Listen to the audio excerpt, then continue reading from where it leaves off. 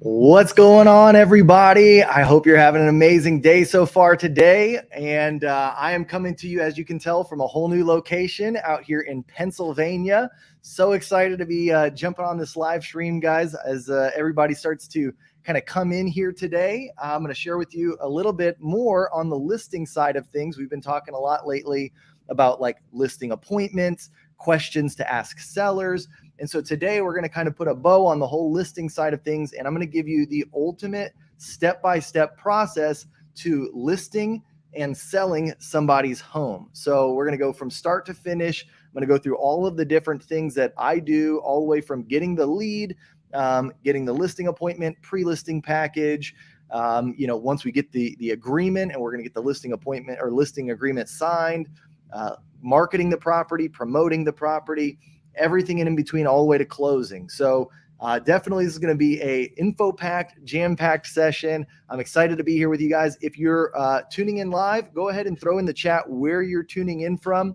And as always, guys, if you've got any questions today during the live stream, go ahead and put them in the chat and I will get to them as I see them. But that being said, since we have such a packed call today, I'm going to go ahead and just dive right in, pull up our slides here, and start talking about the ultimate step-by-step process of how to list and sell somebody's home. So here we go. First thing we're going to talk about, and I talked about this, I think a couple weeks back, is using a pre-listing package. So this is basically once you have got, some form of the lead and you know that you're going to go on a listing appointment to, to try and get somebody's business, to try and get their listing. The first thing that you're going to want to do at this point is to put together your pre-listing package to drop off prior to your listing appointment. And so some of the things that we talk about, and if you want to go in further detail and further depth about this, again, go 2 weeks, I think it's back from my live streams, and you'll see where I go over the entire pre-listing package, the whole video, and kind of give some examples of them. But real quick, just some of the few things that I put in my pre-listing package include, number one, a home value range. So this isn't like, the detailed CMA, the exact number, because again, I haven't seen their property. I'm just going off of what I can kind of, find online and, comparable properties, that type of thing. So I'm not going to put an exact number, but I will put a range. And I like to use the National Association of Realtors RPR, Realtor Property Resource, for this. And but I actually put my own valuations in there. Don't just take what RPR gives you. Make sure that you that you have the right comparables in there before you just send it on over. Why you? So anything that makes you unique, your unique selling proposition, as far as why should a seller want to work with you? Maybe if you've got some track record, if you're not a new agent, you can put in things about your statistics, how quick you list properties to sell them, your average sale price to what you listed the property at, the percentage there. There's things like that you can do. You can add in reviews and testimonials, things like that. But all of this is going to go as part of a pre-listing package. What I recommend for the entire pre-listing package is something that is printed out. You can either have it, if you've got like a spiral bound, or if you just print it out and, worst case scenario, put it in a folder. You can bring that over to somebody's house. Now, if that's not an option, or you just don't have the time, or something comes up, you can do all of this digitally and send it over as like a PDF document. But I've always had the best experience actually dropping this off on the person's doorstep. It's kind of interesting. Like, I don't know that I usually want to meet with the person right then and there. So, you can have an assistant drop it off for you, or you can, leave it at their door and then just, text them and say, hey, by the way, I dropped off something for you. Either way though, but kind of dropping it off and then knocking and then giving it to them in person seems a little odd, because then a lot of times they'll want to ask you questions or, things like that. If you think that you want to meet them in person prior to your appointment, then go ahead and knock and hand it to them in person. But, I usually would just kind of like leave it there and let them know it's there. The staging guide. So this is going to just be like something that I've created that shows some of the, best things that a seller might want to do to get their property ready to sell. The marketing plan, which is my marketing plan, what I do for every one of my listings, all the way from what I put on social media, what I do as far as the MLS description, professional photos, videography, drone stuff, any of that kind of stuff, I'm putting it into my marketing plan. A vendor guide, which is like things that if they need, common repair items, an HVAC person, an electrical person, a plumber, any of those types of people that sellers often need, stagers, all that kind of stuff. I'll put that in my vendor guide. And then, of course, a listing timeline, which just kind of breaks down the order of events, should they choose to use me, how things would go. So, like, hey, this is the listing appointment. Then once we have agreement here, we go into the marketing side of it. I'm going to do X, Y, and Z. Once we get it under contract, we have an inspection process, appraisal process, all that kind of stuff. And I just break that down. I've got a little document that I use for that. But that's what goes into my pre-listing package. I highly recommend that you start the listing appointment out right. And the best way to do that is to bring a pre-listing package prior to your appointment, because it sets the stage. It lets this person know, like, hey, this guy, or girl has their stuff together, and they are, professional. And it answers a lot of questions for you that you don't need to then spend a ton of time talking about when you actually have your listing appointment. You can focus more on getting to know the seller, getting to know their needs, their wants, all that good stuff, asking a lot of questions of them, building rapport. So that's what's most important at the listing appointment. So trying to knock out all of this stuff with giving them the package and then asking them to look through it, that's usually pretty helpful, I've found. So, all right, next thing is the listing appointment. So this is the next step of the process. So at a listing appointment, what I've recommended before, and I actually have another video too that talks about listing appointments and how to master the listing appointment. And one of the things that I recommend in that video is that you tour competition homes prior to you actually going out and meeting with the seller for this listing appointment.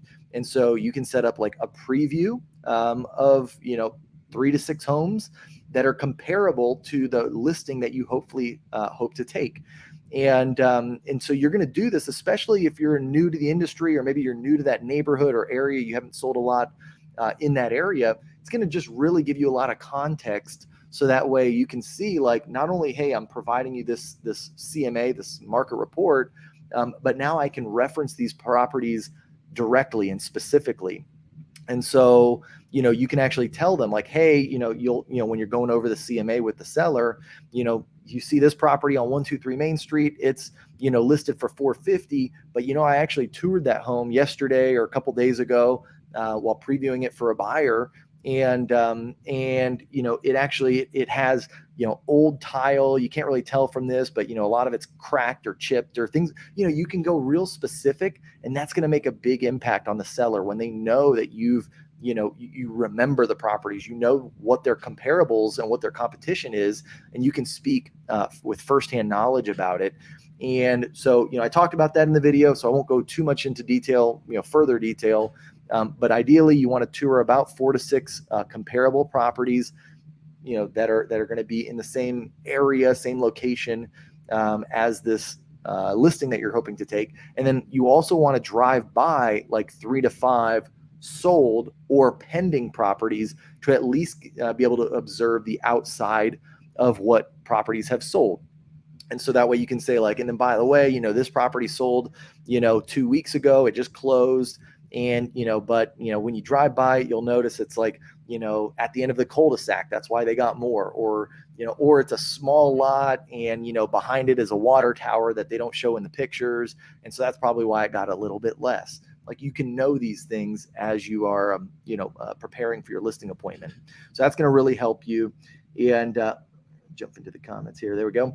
And then also, now this is where you are going to actually share your marketing plan. So you already gave them the marketing plan in your pre-listing package, but during the listing appointment, you do want to go over it, to reference it, to actually, like, if you want to display a video of a recent listing that you've taken video of, you can definitely do that. If you want to show some photos of recent listings, professional photos, that's also helpful. But just kind of going through your marketing plan.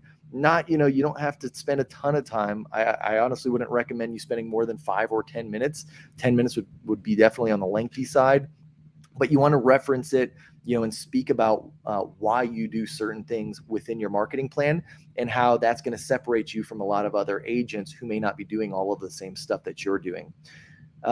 Providing a detailed CMA and net sheet. The net sheet is so important here. So of course, we're all going to have most likely a CMA when we go to a listing appointment just to, explain what the value of that property is. But then we also need to relate that back to the seller and really get to know, hey, what's your payoff? I'm going to have to ask you a few, personal questions. Hopefully that's okay. Do you know what your most recent payoff is? Roundabout. That way I can ballpark you what your net sheet is. And then that way you can give them an exact number, or not exact, but pretty close to exact, based on what they stand to gain if they sell the property for what, we expect that it would go for, taking away their mortgage, real estate commissions, title costs, all of that stuff. So if you don't know how to perform and provide a net sheet, get with your title company. A lot of times title companies have calculators or at least like worksheets that you can manually do them. And just get to know about that process a little bit better. And then the last thing is to listen and ask more questions than you speak. So like, a lot of times as listing agents or as any agent, we want to go over there and just talk about ourselves, talk about what we do. And really, and I'm still guilty of this myself, but because I know this, I'm constantly in the back of my mind saying, ask more questions, and, stop talking. Like those are the voices that go on in my head at a listing appointment, because I'm always just trying to get more out of the seller, get them talking more, ask them questions, get to their motivation, get to their why, and just really start to build trust, rapport, all that good stuff. So just always remember that that's one of the most important things you can do at a listing appointment. Yes, you are being interviewed for the job, but don't just go there thinking like, okay, well, I'm just going to, talk about it and answer their questions. You want to ask them questions. So try and flip it around as much as possible while still providing value and still answering the questions that they do have. All right. And guys, if you got any questions about any of these different steps as I'm going through them, again, feel free to put them in the chat. I will go ahead and respond to them. I see here we got Don. Is saying, thinking of redesigning my home seller's ultimate book of checklists with real life pics as opposed to graphics. Have you seen a different response to either? Yeah, good question, Don. I try to use real life graphics as much as possible in any of my marketing collateral. I do find that kind of creates a more emotional bond, to you as an agent. It also, it's going to be more unique. I mean, anybody could create the graphics side of things, and while they do look professional and they are better than just nothing or not having any kind of creativity at all, I definitely would say if you can move things to real life pics of you helping somebody or of your clients or your clients' properties or just like real life stuff, I do find that tends to be better, make more of an impact for any of your sellers or buyers if you're going to do it on the buyer side as well. So definitely love using real life stuff as much as possible. Good question, Don. All right, let's go ahead and head back over to talking about the listing agreement. So hopefully you get to this point where it's like, okay, you've done your pre-listing package, you're at your listing appointment, and now it's time to discuss the listing agreement. What you're going to do here at the listing agreement is what I always like to do is I send a DocuSign of the listing agreement prior to our meeting. So right around the same time that the pre-listing package goes out, I'm sending a DocuSign of the listing agreement. I'll put in the notes like, hey, this is the listing agreement. We'll go over this during our appointment. You don't need to sign this right now. Just so they know, some sellers, like depending on if they know me or not, they'll sign it right away. They already know that I'm going to get the business. They're ready to go or whatever. But for the most part, a lot of them are going to wait. And the nice thing, that you can do here, because most listing agreements are going to have a spot where you got to put in the price for what, you're going to list the property at. You can leave that as a field that the seller has to put in there. And that way, once we have agreement in price of what we're going to list it for at the meeting, all they're going to then need to do is put in the price and then sign the document. And I'll bring an iPad with me so they can do that right then and there. I also bring my laptop with me. But in addition to doing that, I also will bring a printed out version of the listing agreement as well, with everything kind of completed except for the listing price, and obviously signatures. And so, and then also the listing dates, because sometimes those can be flexible. I usually try and do a 6-month listing agreement period with the person, but sometimes, if they're like, hey, well, could we do 3 months or 4 months? And especially in this most recent market, I'm usually like, hey, no worries, that's fine if you only want to sign it for that. And I'm always telling my clients anyways, this is an easy exit listing agreement. For any reason, if you feel I'm, not living up to your expectations, or I'm not doing what you feel is right, you can cancel with me. I'm not going to charge you anything, even the photos, even the video. If I do video on it, I'm not charging them for it.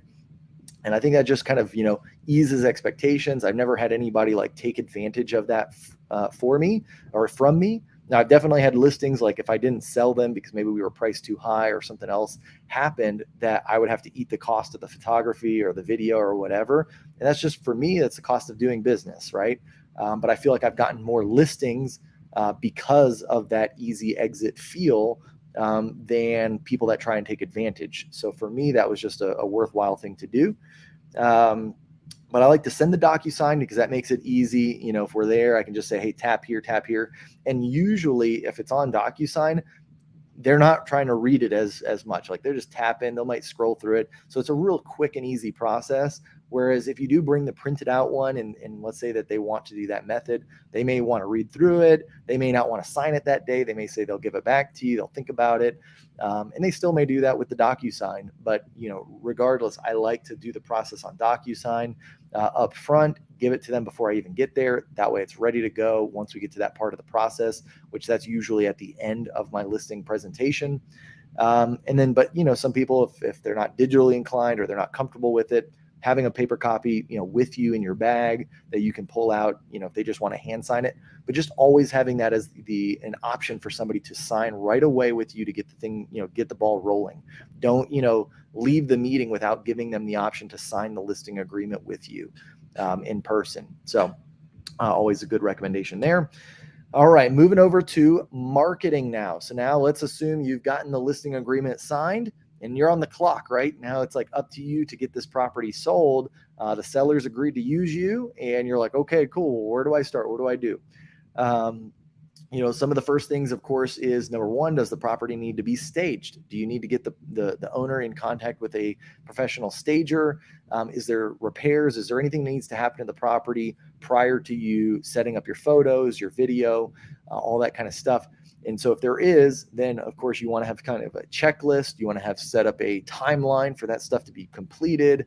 But that's again, depends on a lot of different things with that particular property. But in general, I would highly recommend that you look at the property, especially now. I mean, I know we're still a good market, but things have been changing in the last few months.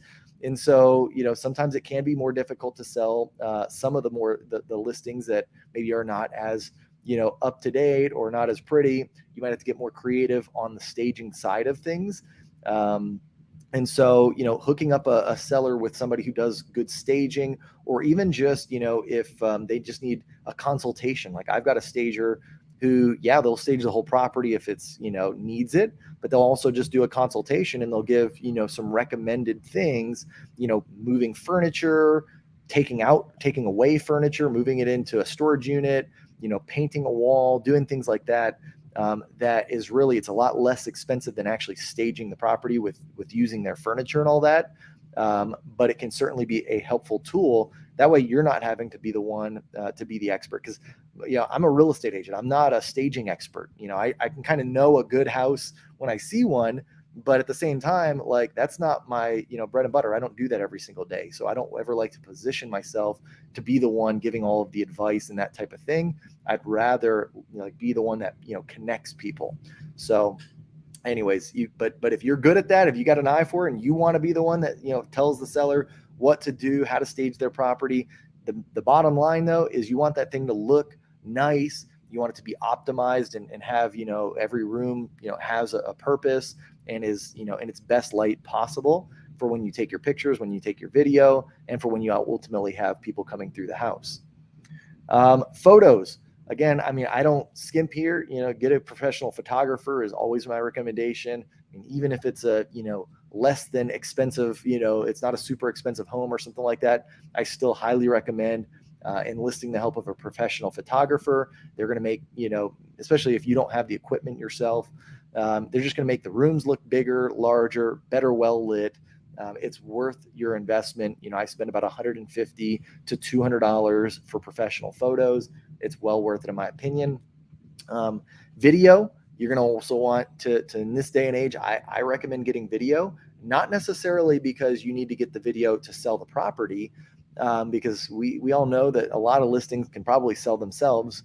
You may not even need professional photos to sell them, but the idea here is that you're building your brand, right? And as you create videos, you're doing that for your next listing, to get your next listing, right? So it's really, I mean, yeah, and hopefully too, it helps you sell your current listing, but realistically, that's not like the main draw for me, right? I'm doing the video because I want that to help procure my next listing for me.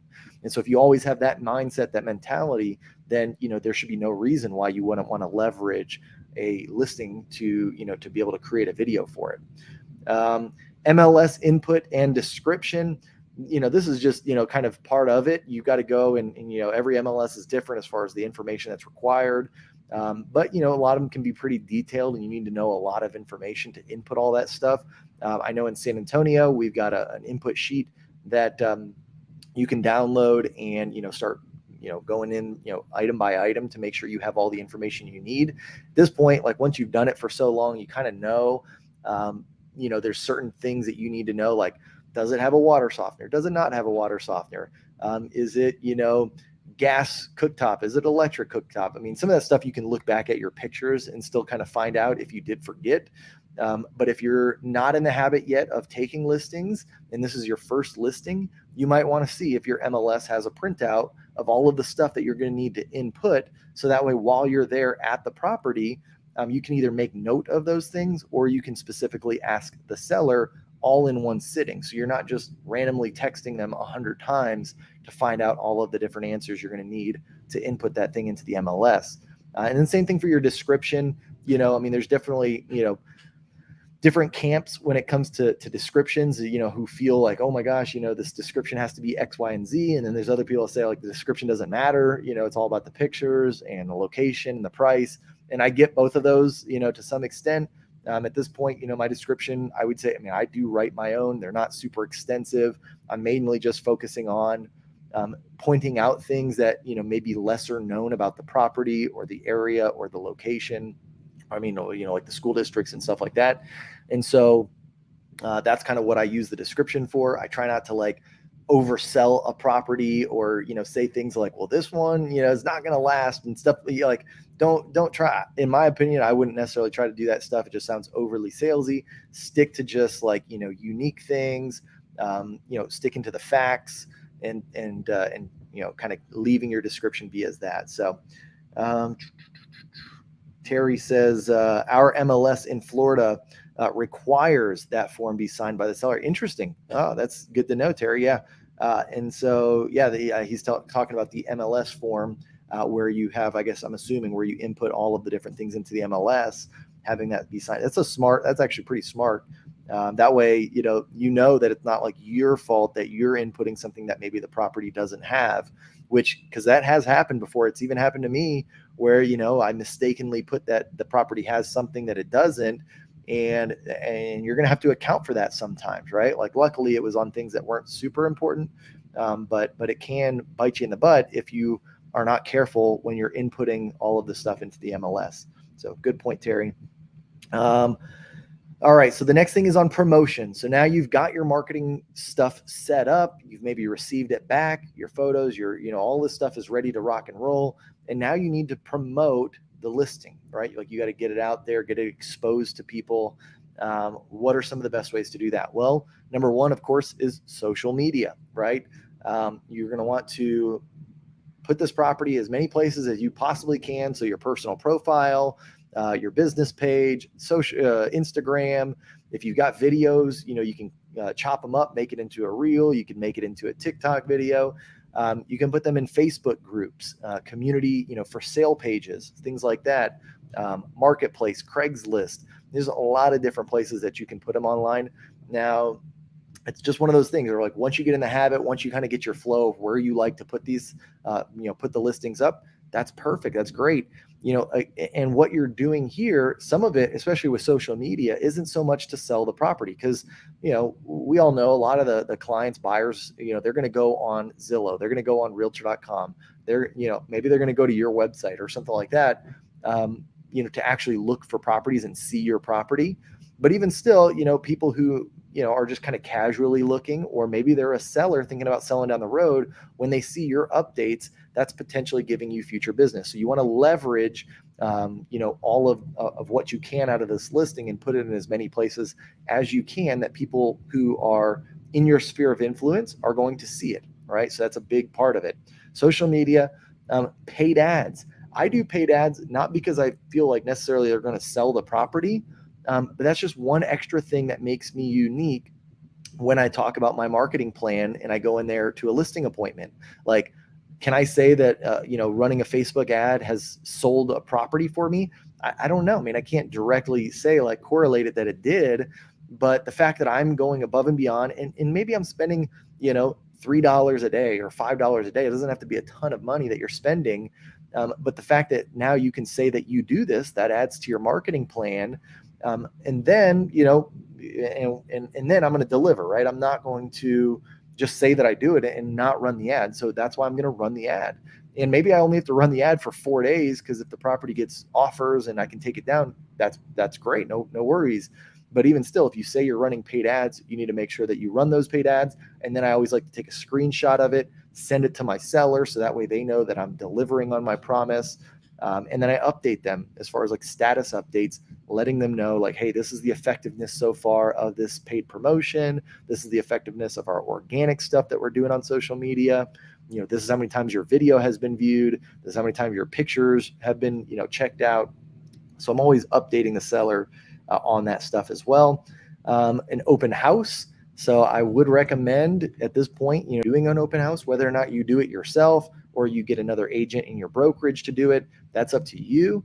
If you're a new agent and then this listing is in an area that you want to get more business in, whether it's more sellers, more buyers, then you should be the one doing the open house, in my opinion. It gives you the ability to go and door knock and, meet the neighbors, invite them to the open house, meet would-be sellers, or, that type of thing in that area.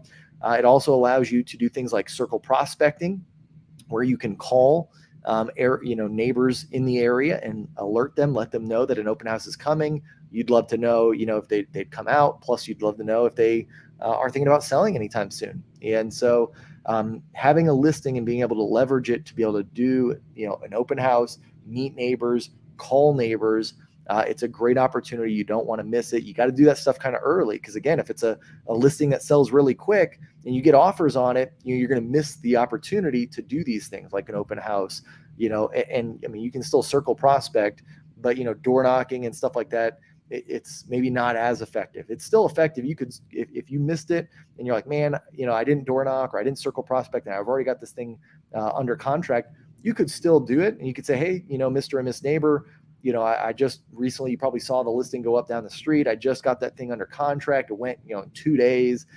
Have you actually thought about selling your home anytime soon? And, going into that whole spiel with them still can be effective. But if you got an open house that you can say, hey, plus I want to invite you here, just makes it a little bit easier. Okay. And then direct mail, and this is one, of course, you got to get this one kind of going quickly. Because you've got to print the mail pieces out typically, and then you've got to get them mailed out, which can take, another couple days or a day or whatever. And so you got to really be up on this one. So like if you are going to do like a promotion for an open house or anything like that, that's, or a just listed postcard that you want to send out, make sure you do that like either before the thing's even listed, and that way they get it right when the house is hitting the market. But you're thinking about all of this stuff up front, right? So you're kind of getting ready. And so usually I'm not listing my home, like even like once I get the listing agreement signed, I'm not listing the home for usually about a week and a half to 2 weeks after the listing agreement, just so I can prepare everything. Now, if the seller is like, no, I need to get this thing listed this week, then of course I've got to, move up my timeline on everything. But I try and tell them like, hey, this is my process. Are you okay with this? Right. So that way they're not dictating it unless they have to. Right. Otherwise, usually they're kind of just relying on me to be the expert and tell them how it's going to work. And so if that's the case, let's say I'm doing the listing appointment on a Wednesday, I'll usually tell them like, by the following Thursday, we'll have the property listed. So I like to list my properties on Thursday. So that way, it's up there on Thursday. People that are looking to make appointments for the weekend can see it on Thursday. They can make their appointment for Friday, Saturday, Sunday. And that's usually kind of how I handle it. And I usually do it the week after. So that way and if there's things like repairs, staging, all that stuff that needs to happen, well, then it certainly could be longer than that. But this is on a property that was like pretty much ready to go from the day I walked into it from the listing appointment. If it's ready, well, then yeah, I can usually speed up that timeline to about a week. So anyways, that's kind of how that works. All right, now let's jump over to the offer process. So let's assume your marketing was great. You nailed it out of the park. You did an open house. You got people interested, and now you actually have offers coming in. Well, you're going to have one of two things happen. You're going to get multiple offers, or you may get just a single offer, right? And so usually, what'll end up happening, let's assume if we get multiple offers, because that's what's happened the most amount of times recently, is if you get multiple offers, is you are going to notify and update all of the agents, not just the ones that are making offers, but all of the agents that have shown the property and or that have not yet shown the property even. So like if you get notifications that they're about to show, you want to notify everybody that, hey, we've received multiple offers. You also want to let your client know we've received multiple offers, right? And then give what the next step is. Usually that's going to be something like, hey, we've received multiple offers. The seller, I'm going to sit down with the seller Sunday evening, and they're going to make a decision. So please have, your final and best offer in by 3 p.m. on Sunday, or, please have your offer in by Sunday evening at 7 p.m. We're going to be going over offers Monday morning. Whatever your process is, make sure you let agents know that. And then even add a note into the MLS. I'll usually put it like in the agent remarks. I won't put it in the actual listing description, but we have a separate one that just goes to agents. They can see it on the MLS. That lets them know like, hey, there are already multiple offers on this property, but we're asking for highest and best by this time on this date. So that's kind of what I do first. Notify and update the agents and client, set a date for your decision. And then next, I'll start creating a spreadsheet or offer comparison. So, this is going to be something that helps not only you keep these offers straight, but it also makes it a lot easier for your seller, your client, to easily kind of dissect and see like, which offer is the best. And so, in my multiple offer comparison sheet, I've got, things basically just, line itemed that has, offer price, concessions, and I have a lot of different concessions in there, right? Like, so, are they asking for actual monetary concessions? Are they asking for HOA or home warranty? Are they asking for non-realty items? Anything like that, I'm putting it in there as a list item. That way I can compare each offer against the same criteria. I'm putting in the closing date, like, are they all asking for the same closing date? I'm putting in what type of offer are they? Are they FHA? Are they conventional? Are they cash? All that kind of stuff. So I'm just, basically comparing all of them. And I'm starting to, as I get offers in, maybe it's just 2, maybe it's 10, I'm starting to add them to a spreadsheet. That way I can go over that with the seller when the time comes. So having that is very important too. If you just get a single offer, then at this point, what you're going to want to do is you're going to want to connect with your seller. Of course, thank the agent for submitting the offer and let them know that you'll get back in touch with them ASAP. Maybe you want to set a time to that. Maybe you just want to say as soon as possible. You might say within 24 hours, 48 hours, or as soon as possible. But let them know that you've received it, you appreciate them sending the offer, and that you'll be in touch, right? And then you're going to go to your seller, let them know, hey, we've received an offer. And here's the terms. Here's what they're offering us, and go over all of the details. Also, explain to them. I kind of talked about the closing date, seller paid costs, all that stuff. That's what's also going to go for your multiple offer situation in that spreadsheet. So I'm not going to go over it again, but also make sure that the seller knows that, like, upon signing this offer, they don't have an option period, right? Not in most cases. I mean, maybe you're in a state, or maybe you have a unique situation or a unique contract where that is provided somehow. But be just real clear that once the seller makes a decision, like, it's a decision, right? Like, they can't back out, because sometimes they just need to know that, especially if they've never sold a house before, because the buyer has an option period. And sometimes sellers may think that they too get an option period, or they have some opportunity that they can back out. And realistically, they don't. I mean, unless something happens with the deal, the buyer doesn't, fulfill their obligations, like, that deal is going to go through. And so, so they need to know that, right, before they agree to sign on the dotted line. And then the other thing that I like to do is go over the estimated net sheet. So that way they know, like, hey, based on this offer, this is what you guys stand to clear, taking out your remaining mortgage balance, taking out the real estate commissions, title fees, any of the concessions that are spoken about in this offer. That way you make it really easy for the seller to know what they're going to get. Because if you just say, like, hey, this offers $300,000, they may not know what that means to them, and you could get pretty far down the process right before closing, and the first time they see their closing disclosure, and they might freak out. They'd be like, I did not know that I was going to have to pay X, Y, or Z, or I didn't know this, or I didn't know that. In fact, like, all of my deals, I would actually have the seller sign an estimated net sheet. Now, check with your broker, make sure this is something that is acceptable. But of course, there was always language on the estimated net sheet that specifically says this is an estimate, for an exact number. Get with the title company, or something along that jargon. And that way, it's like, the other side of it is, you don't want to screw up the net sheet also. And then have them come back and say, look, you said I was going to get $28,000. And my net sheet says I only get $23,000. You owe me $5,000, right? Like, you don't want a situation like that happening either. But you do want to make sure that, that's provided. So if you need help creating your first net sheet, and you want to talk to your title rep, if you need to have it be looked over by your broker or mentor or whatever, I would recommend that. But having that information be available for your seller is pretty helpful. And like I said, even back when I'm doing the listing appointment and I'm going over the net sheet, estimated net sheet at that time, I'm usually doing it based on a range. And so, like, I know my net sheet from the beginning, because I've done this, quite a bit of times now. So, like, I'll tell them, like, hey, I think your house will sell between 320 and 340. If we got 340, this is what you would net. If we got 320, this is what you would net. And realistically, we're probably going to be somewhere in the middle there, right? Maybe at 330, and this is what you would net. So I kind of go over that process, so it's not the first time they're ever seeing it.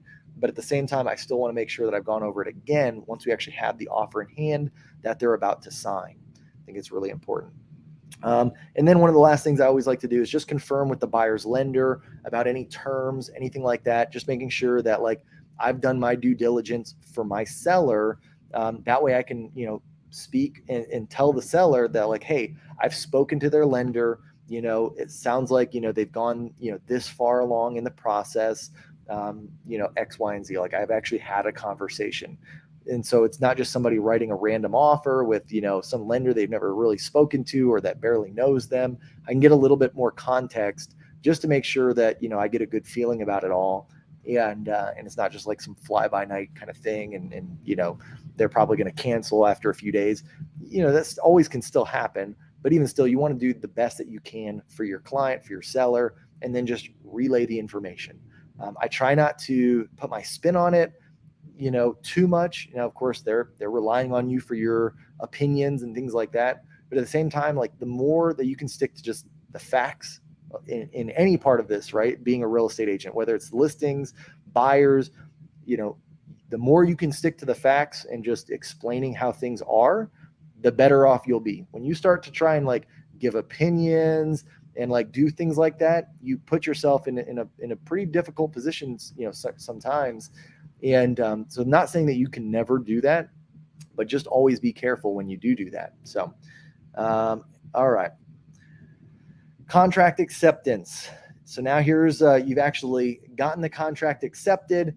The sellers agreed to it, the buyers agreed to it. What do you do next? Well, next you're going to open escrow, right? Like you're going to send that executed contract to either your title company, or if you're in a state that uses like attorneys and not title companies, I would assume you'd send it to an attorney. I'm not in one of those states, so I don't know the exact process there as far as sending it to the attorneys or whatnot. But I would send mine to a title company, and then at that point, they're going to open the escrow on it. They're going to start doing all of their due diligence, doing the title work, and all of that good stuff. Now, real quick side note here is if you're representing a seller and it's a property that may be more difficult, like maybe it's it was like part of an estate, or there's multiple parties that own the property, or if there's just like any unknowns or weird things, if it was like a foreclosure, anything weird, you might want to open escrow prior to even getting the buyers, before getting an offer on the property, before accepting an offer on the property, just to open title on it. And most title companies will do this for you. They'll open title, they'll start performing a title search and doing all that stuff to make sure that the property is free and clear. That way you don't get in a situation where you've sold this property and there's some underlying issues that you didn't even know about. Maybe the seller didn't even know about it. Maybe they're just an honest seller, but upon, inspecting the title, they come up with some stuff. And most title companies will do this for you for free, so long as, of course, you try to use them when you get that contract in, right? And by representing the seller, most of the time you are kind of in control of that, in charge of that. And so that's what I've done on certain challenging properties. If it's a pretty standard deal, then I may not need to do that, and I'll just do that once we have the property under contract. But if there's anything weird about the property, definitely consider opening escrow early.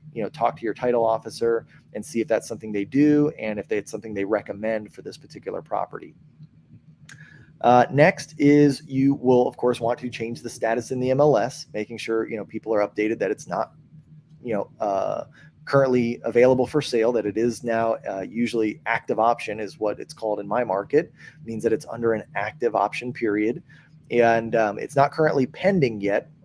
In my market, it doesn't go pending until after the option period has completed, and then at that point it would go to pending. So I put it as active option status. And then also I will update social media to let social media know we are now under contract. It's just an extra point of being able to market yourself and showing like, hey, we got this thing, under contract. And then as far as earnest received, you want to make sure that that the title company has received the earnest money and the option deposit. So that's important, just trying to ensure that either the agent has set that up and that you confirmed with the title company that they have received it. But that's just the other thing that I do. And then the next thing I do is to either send this over to my transaction manager, if you've got one that's going to handle the paperwork for you, or if you don't have that, then you got to start filing these documents yourself. And so I know with my brokerage, of course, I've got to turn in like the executed contract, once we have it. So I go into SkySlope, I can upload the documents straight away. But like I said, what I typically do is just send them over to my transaction coordinator, and then she'll handle all of the uploading it to my brokerage stuff and doing all of that. All right. Next, pending status. So this is assuming that the home has gone through inspection and everything went well. You may have needed to negotiate any kind of repairs or concessions to move on to the next step here.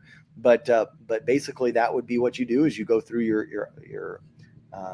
your amendment that they're asking for. Most of the time, what I'll do is if I get a buyer that their agent is asking for a bunch of things, you're going to get this where they're going to call you and say like, well, we're thinking X, Y, and Z. I'll say, well, put it in paper, put it on on an amendment. And then once I have that amendment, I'll go over it with my seller. But I don't like to really, start talking about things to my seller or anything until I have it like in writing on paper. So I'll wait until I get the amendment proposal. And then I'll usually ask too for the buyer's agent to provide a section on the inspection report that shows the issue with the problem that they're asking for repaired. And so I don't ask for the whole inspection report, but I just ask for the section, usually like, copy pasted or cut out or whatever, a picture of it, just so that way I can kind of like reference that when I'm talking to my seller, and it just makes it an easier process for the seller to understand and either to agree to it or come up with some other resolution. But once we get past that, and now at this point we've agreed to terms on that amendment, or we agree that we're selling it as is, or we concede, a certain dollar amount in seller concessions, and now at this point we're moving past our option period, then now this is where I'm going to again change the status in the MLS. I'm going to move it to pending status. I am going to now start at this point coordinating with the buyer's agent and their lender when the appraisal is going to be set up. I want to make sure, because appraisals have been taking a long time to get back, that they, have either already set this up and it's already, going to happen here soon, or, or they're setting it up like immediately after the option period, so we're not going to delay closing. And so once I know that, and I know when the appraiser is coming out, then of course I do want to put a package together for the appraiser with comps, and just kind of letting them know, like, and of course they can pull all this information up, but appraisers are busy, they can miss things. So the easier you can make it, and provide some comps for them, or like just even like a list, a printout of some additional features or options or things that your seller has done to the property that would improve its value.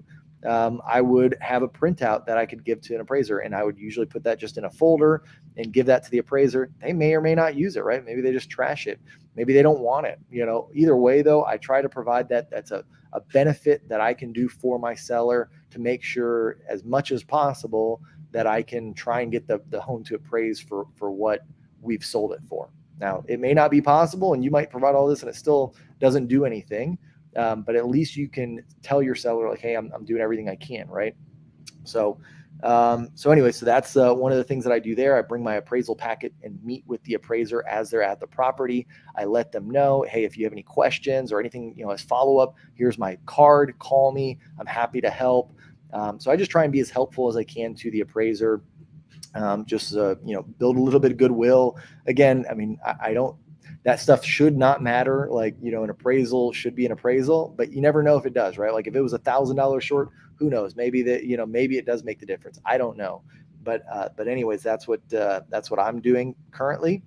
And then of course, following up with the buyer's lender, I usually do this every week. My transaction manager is doing this every week on my behalf, to ensure that the closing is on track. And I want to know, like, the moment that it's not, I don't want to wait 2 weeks in and, find out like something hasn't happened that should have happened. Right. So that's why, at least weekly communication with the buyer's lender, the title company, and your client, I think are, is vital. Right. So having those different points of contact weekly is a good pending status kind of deal.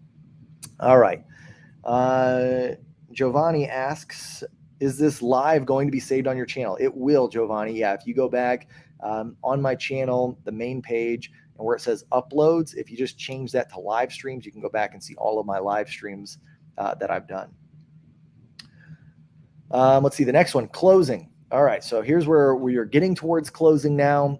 This is what's going to kind of happen here. What you're going to want to prepare for is, number one, making sure that the seller has the home prepared for the final walkthrough.